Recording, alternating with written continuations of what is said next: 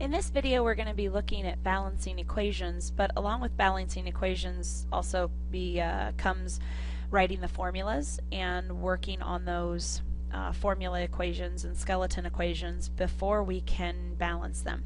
So we're going to be practicing with that as well. So as we look at balancing equations, an unbalanced equation does not show you or tell you the amount of reactants that are needed or the amount of product that you're going to make. So again, it's like telling you that you need flour, eggs, vanilla, cinnamon, sugar, so on, but it doesn't tell you how much of that you need in a recipe. The amount that you need is really important in order to get the end result that you want. So when we balance equations, we're going to be using what we call coefficients. And a coefficient is a small whole number. Normally, we use a lot of 2's and 3's. I've definitely seen equations where we need, 20 of something. So please don't think that we only ever can use small numbers. Sometimes they might be a little larger, but it does have to be a whole number. So you can't have 2.5 of something. It's a whole number, and it is going to go in front of the formula to help balance those atoms. The equation is balanced only when each side of your equation, so when your reactant side and your product side, have the same number of atoms of each element. So it's not just the total atoms. You can't count up the carbons and the hydrogens and the oxygens and say, okay, we got 10 on this side, we have 10 on this side, we're done. You have to have the same number of carbons on the reactants and product side, same number of oxygens on the reactants and product side. That way, not only is the element conserved, we haven't gained or lost, we've kept them the same, but also the mass would be conserved, because if we added up the molar mass of each one of those elements, we should get the same amount on both sides.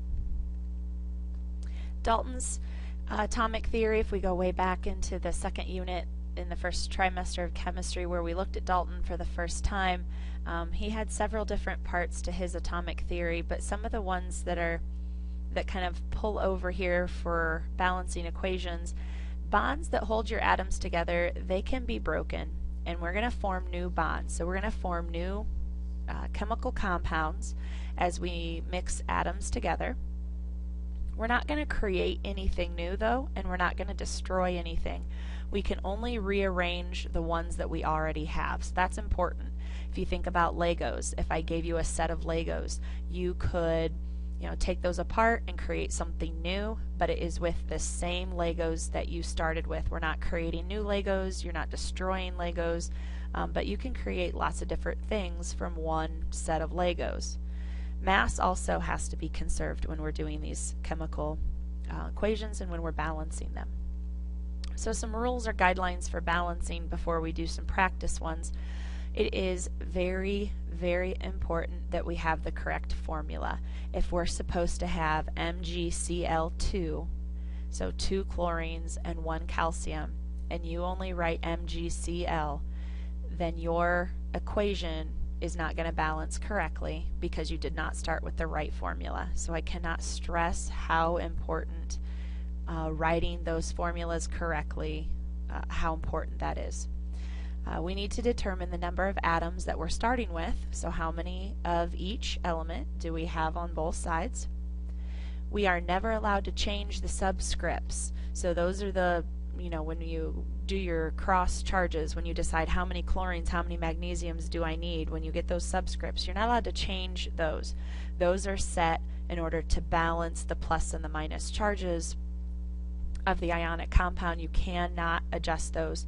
The only thing that you can do to balance the equation is to add a coefficient, and the coefficient comes out in front of your compound or in front of the element, and we always want to keep that in the lowest ratio possible. So if you can take the coefficient from every single element or compound and you could reduce it, then you need to reduce it. So let's do an example here. This one, we already have the skeleton equation. We have hydrogen plus oxygen. Notice that we have H2 and O2 because those are two of our diatomic molecules, and those form water. Now when you're balancing the equation, I normally have students start making a T-chart. This is how I started. This isn't how I balance them anymore, just because I've had enough practice that I don't need to do this. But until you feel comfortable I would recommend maybe starting out with a T-chart. And what you're going to do is you're just going to put your reactants. Remember, your reactants are everything over on the left-hand side, and your products are everything on the right. So that arrow is kind of your equals sign in math.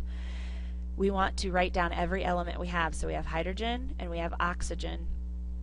And you want to tell me how many of each element do we have. So if we look at everything on the reactant side, we have 2 hydrogens, we have 2 oxygens. So we're starting out right now with 2 of each element on the reactant side.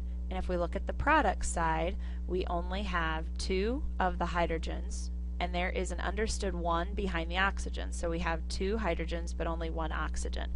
This equation is not balanced because we do not have the same amount of oxygens on both sides.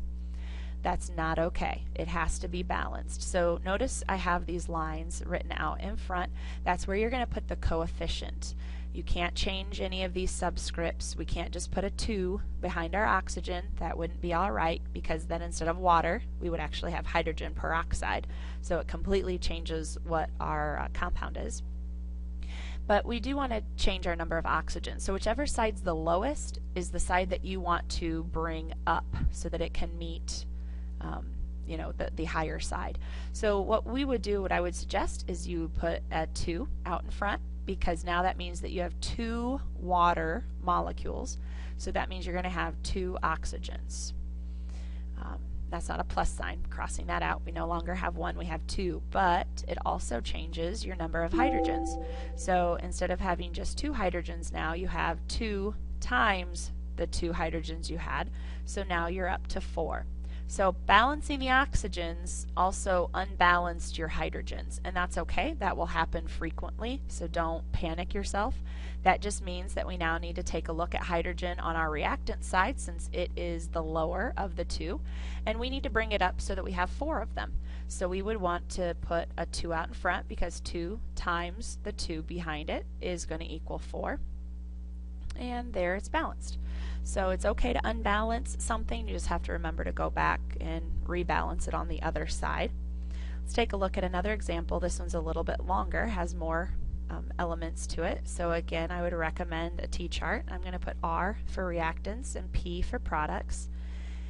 And we have Ag, which is silver. I'm going to keep NO3 together as one item because NO3 is nitrate, and I have an NO3 on the the reactant side, and I also have NO3 on my product side. The nitrogen and the oxygen didn't get pulled away from each other. So I'm going to keep them together. It just makes it a little easier to balance. You definitely don't have to. You can separate them into nitrogen and then balance the oxygen separately. That's okay. We have hydrogen and we have sulfur. And again, you got to start with how many do I have to begin with. So I have 1 silver on this side. I have 1 of my NO3s. My H's, I have 2 hydrogens, and sulfur, I only have 1. So that's my reactant side.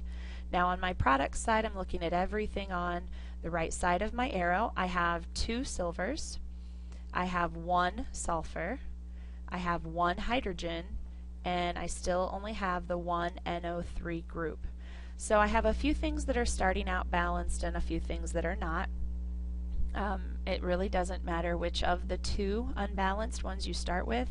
I normally have a tendency to wait on hydrogen and oxygen, as those are very common elements used in a lot of things. Sometimes it's easier to save those for last.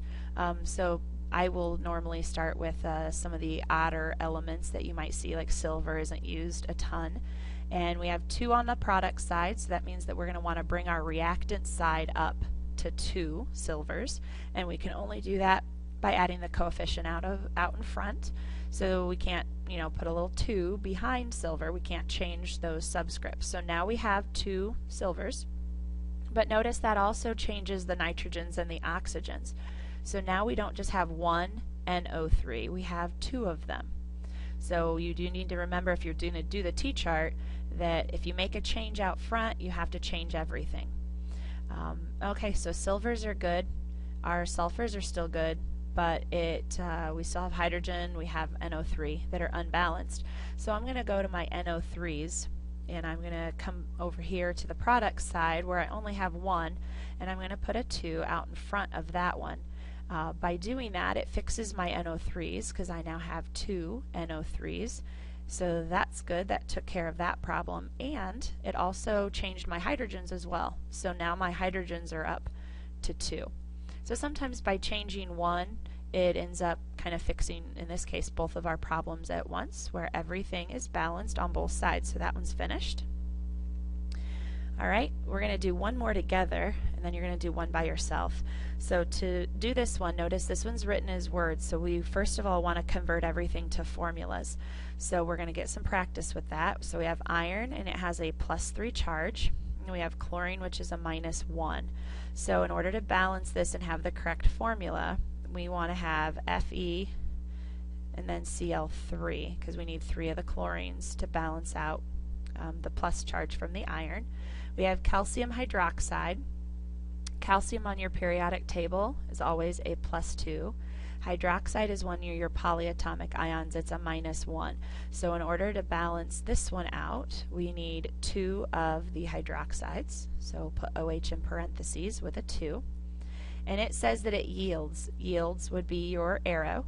And now we have all of our products. We have iron 3 hydroxide. So iron 3 is iron with a +3 charge. And we just had hydroxide, it's a -1. So we are going to want to have OH in parentheses with a 3 behind that.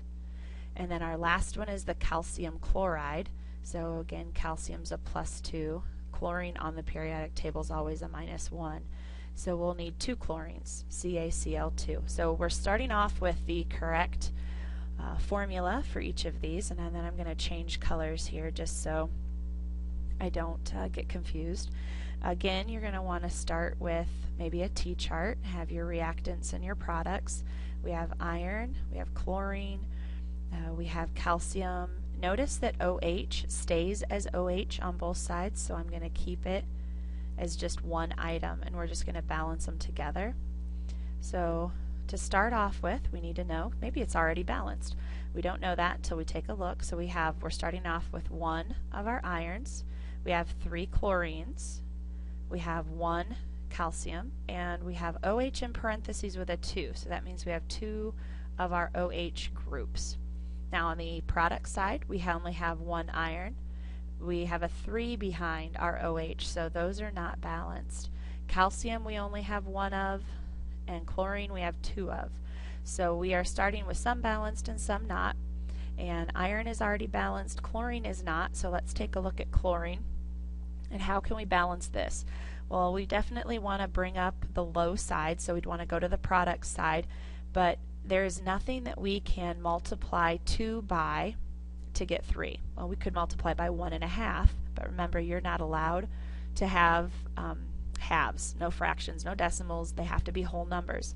So we want to look at 3 and 2. We're going to have to change both of these in order to balance it. And the only thing that 3 and 2, or at least the lowest number, because we want to keep the lowest ratio, that 3 and 2 can both go into would be 6. So on this side that has 3 chlorines, we want to put a 2 out in front because 2 times 3 would give us 6. And on our product side, chlorine, we'd want to put a 3 out in front. 3 times 2 gives us 6.